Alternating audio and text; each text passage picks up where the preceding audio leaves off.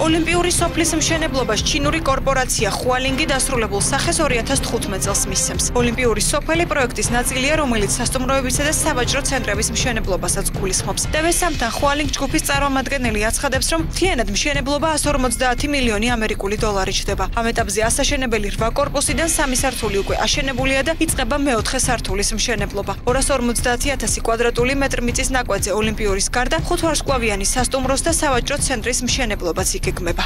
ახლა არის კორპუსების მშენებლობის პროცესი.